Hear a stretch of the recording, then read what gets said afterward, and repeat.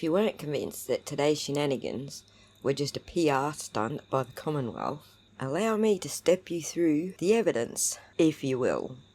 We'll start with Mr. Brennan acknowledging the media first.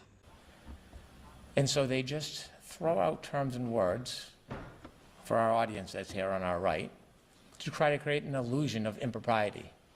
Well, Mr. Bree-nan, now that you have the media's attention, what are you going to do with it? Now, this isn't information provided by the defense in reciprocal discovery. This is information provided by the federal government after numerous requests, TUI requests, and an insistent, the best I can, to get as much information as I can.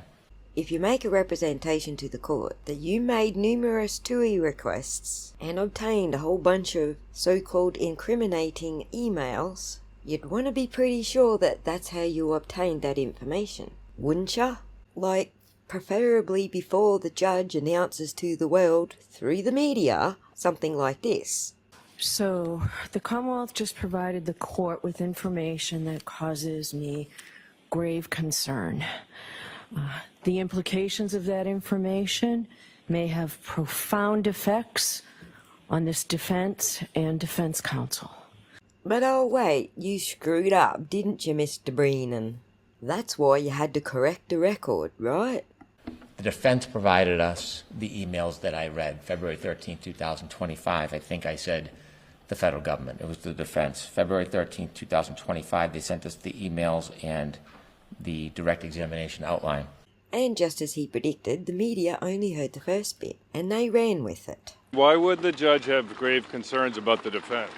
No idea. As Reed left the courthouse, escorted by a crush of media, lead defense counsel Alan Jackson was asked if he had paid those ARCA experts. Alan, can you tell us? She didn't say. She didn't say. Did you pay the ARCA experts to testify in the first trial? No, of course not. Obviously, the defense didn't pay the ARCA experts because their report was written on the 12th of February 2024, long before the Commonwealth and defense even knew there was a report from the feds. But here's the bit that they missed. What's the date of that? It's not dated. It's not dated.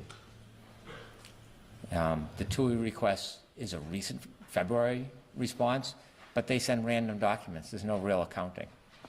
Except it wasn't the feds who gave you those documents, was it, Mr. Bree-nan? It was the defense who gave you those documents, so obviously they were in relation to Trial 2.0, not Trial 1.0. As you have just misrepresented to the court. Once more, just in case you didn't catch it. The implications of that information may have profound effects on this defense and defense counsel. So for that reason, I'm going to suspend today so that when we meet again to address these issues, all affected will be appropriately prepared.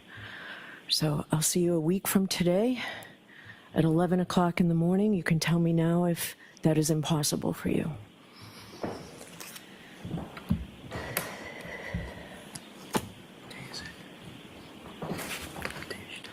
And where Mr. Brennan, where the federal authorities have been kind enough in the past to allow me to have copies of everything, would you be kind enough to call over there or check with whomever you were dealing with to see if I can in fact get a copy of everything that you just read? I can, and there's a brief chronology I think Your Honor should be aware of. If I could add that right now, it would take me less than a minute. The chronology is December 4th, we sent another TUI request, 2024. January 6th, we filed our notice of intention to exclude ARCA experts. January 30th, 2025, the United States Attorney's Office sent a response to both ours and the defense requests. Without any prompting, on February 6, 2025, the defense and the prosecution received an email from the U.S. Attorney's Office saying that the contract had ended with the ARCA experts and that if either party wanted to engage, the original materials are still protected.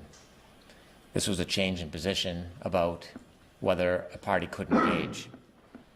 On February 11th, we filed the motion to exclude. February 13th, the defense provided us the emails that I read, February 13th, 2025. I think I said the federal government. It was the defense. February 13th, 2025, they sent us the emails and the direct examination outline.